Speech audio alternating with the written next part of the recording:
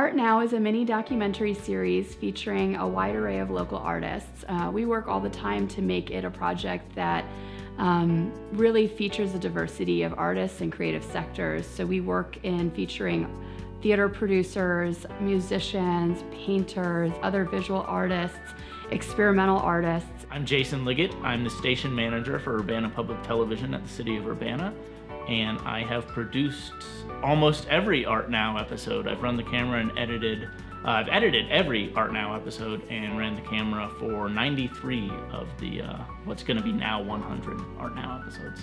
My name is Jenny Waller, and I was on the Urbana Public Arts Commission for 2 terms, and I was one of the interviewers for Art Now. I'm Pat Salmon.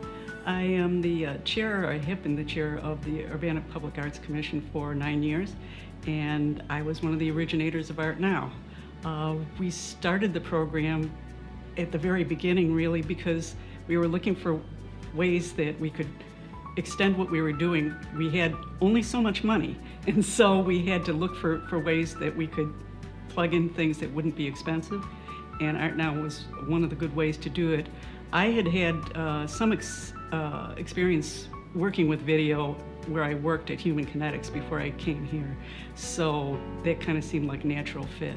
You first have to go back and understand how Art Now has progressed over the years. So when we first started this up, I think it was when Anna Hochhalter was still the arts coordinator, and it was right as she was leaving. She's like, I'm gonna leave in 2 weeks, but here's Pat Salmon and Sarah Ross, and we're gonna start filming this. You know, is this cool with UPTV? And I said, yeah, we can do that. And it was kind of like a morning talk show interview style. So they would sit and talk to the artists and interview them, and it was a straight 30-minute television show, and we filmed it live to tape, so I was giving them cues, and we didn't cut anything out unless something went terribly, terribly wrong. And we would bring our laptop, and we would have the artists work on the laptop, and they would go through, you know, whether it's each image or each picture of the sculpture or photograph or painting, whatever it might be, and they would say, you know, tell me a little bit about this one, tell me a little bit about that one.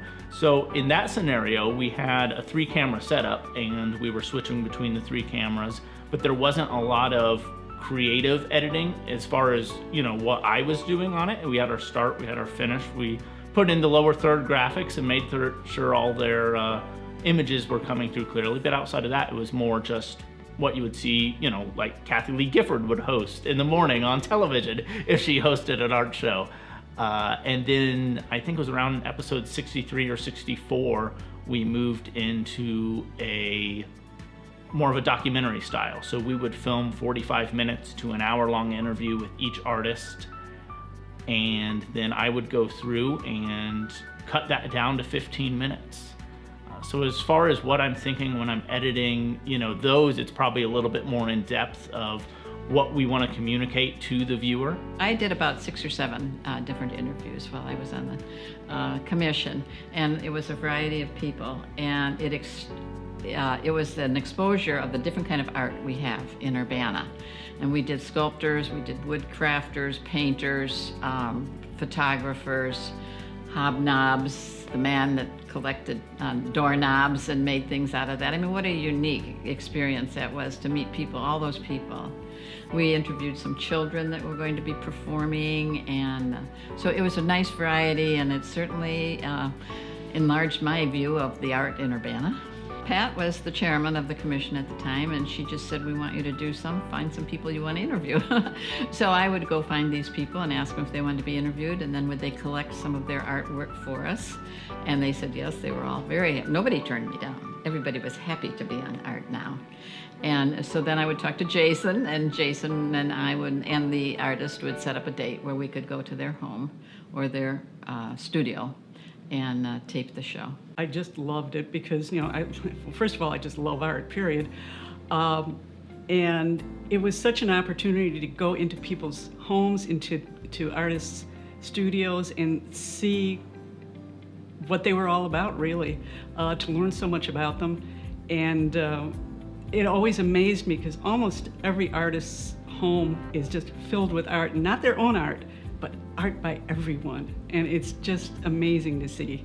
Well, certainly when I started it, we were not known as well for art, and I felt it was one way that we could get the message out to the community that there were artists here, and really amazing artists, some of them quite talented, some of them even nationally known, and it was a way to get the word out about them. I really love to invite artists to become storytellers with Art Now, so to actually think about how, as an artist, they're engaging with an audience and what brought them into art. So taking them back to even childhood, or what some of the first experiences or witnessing that they did of other people's work.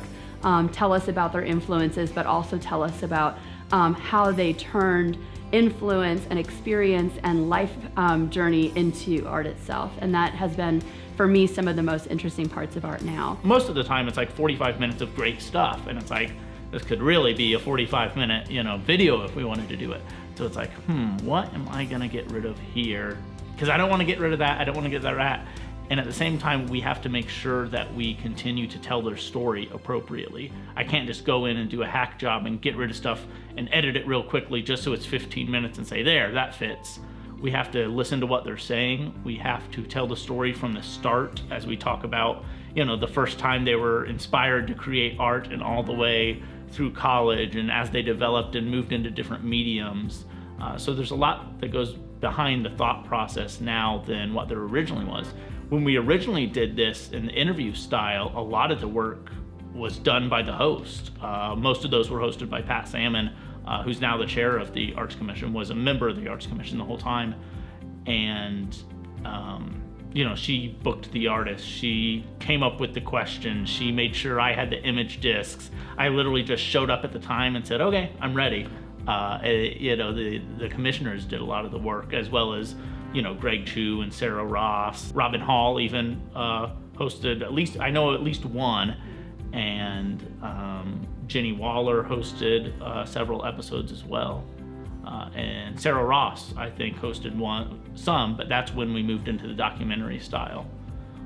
And the public arts coordinators have always done a terrific job of supporting, whatever artists that we're doing, whatever video series that we're doing with Art Now. They've always been supportive of everything that we've been doing, as has the city, in a whole. One of the things that we've tried to do with Art Now in the last year, but over the years this has been the case, is really work to make sure that we're well representing our artist community in its full diversity. So thinking about how many different creative sectors are we representing. I've worked a lot to put creative sectors that haven't been featured now featured on the show. We've had also our oldest featured artist. She was 99, and her name's Dodie Buzzard, and she's a local painter, watercolor painter, and she's actually, I believe, turning 100 this month. Actually, one of them that I interviewed was Harry Breen, and he, of course, is a famous artist in town, and he was my professor when I was in school, so that was fun to interview him. Mike Tripetti, I interviewed him because he was an actor. He is an actor, and he's done a lot of theater work, and I thought, well, that would be a variety from the artists, painters. And so he came on, and he was going to be doing a show over at the Station Theater. So we talked about that and the things that he's done, the Pens to Lens program that he's done, and some of the other artwork that a lot of times people aren't aware of, the other things these artists do. And so by having the interview, we were able to bring out some of those features too. Well, the glass blowing one was good because he actually did a complete demonstration of glass blowing, and we just kind of taped it in real time, and that was definitely something to watch. I loved working with Gerald Guthrie, partly because he's one of my favorite artists, partly because we got to do video, which was a little different too, and also because he had been an instructor at the University of Illinois, and you could tell just he was very good at explaining how he started out with the concept and how he moved that concept into actually the final piece.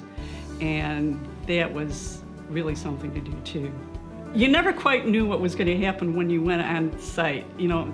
I would often try to get there beforehand and check it out a little bit, but it wasn't always possible. One of the biggest surprises was when I was going to interview Michael Schwegman, and he was a potter. He had his own studio and store there where he sold his works. And when I came in, he really surprised me because he said, I don't really want to sit there and just talk to you. I want to be working all the time we're talking.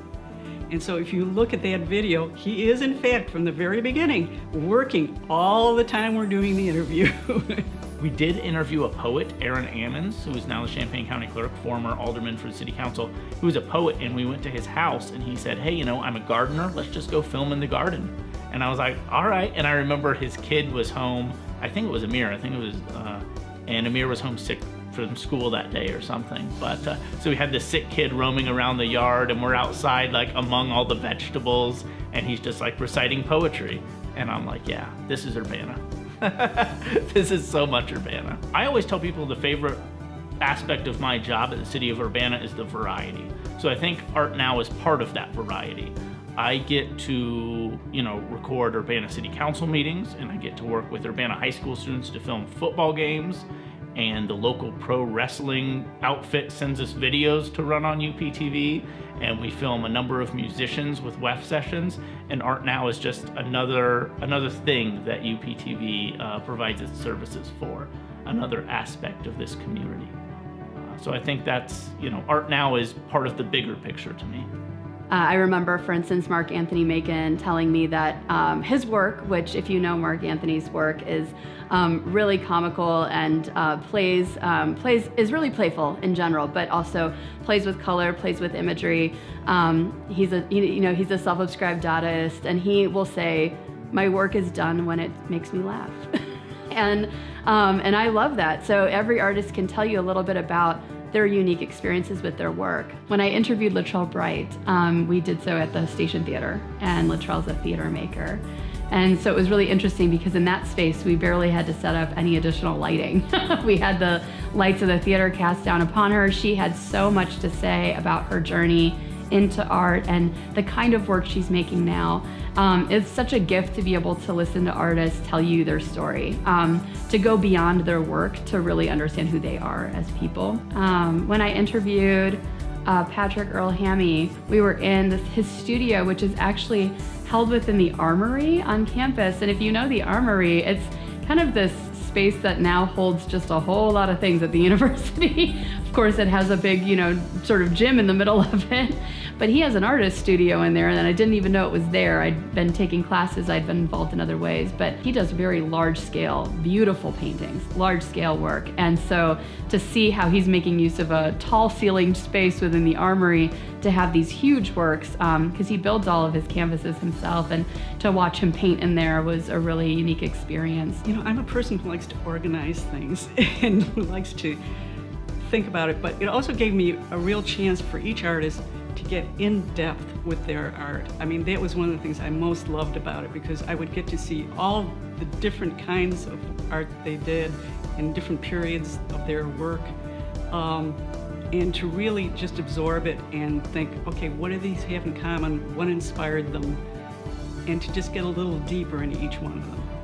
I hope that it's reached quite a few people, not just here in town, but now that it's on YouTube, that it can reach people even outside our community, and they can see what our art community is like here. So we're celebrating the 100th anniversary of Art Now, but we hope Art Now continues well into the future for the city. We are never at a loss of who to feature. We have dozens and dozens and dozens of deserving artists in this town. Everyone who makes and creates and performs and plays should be on Art Now and should be featured. So I look forward to years and years of this show continuing. I think it does a wonderful job of continuing to elevate local stories of the artists that are in our community, that are our neighbors, our friends, our loved ones, our co-workers. These are the people that make the city of Urbana a unique place to live. And for us, it's a really it's a big privilege to be able to share these stories with others, to really help elevate the work of artists in the community.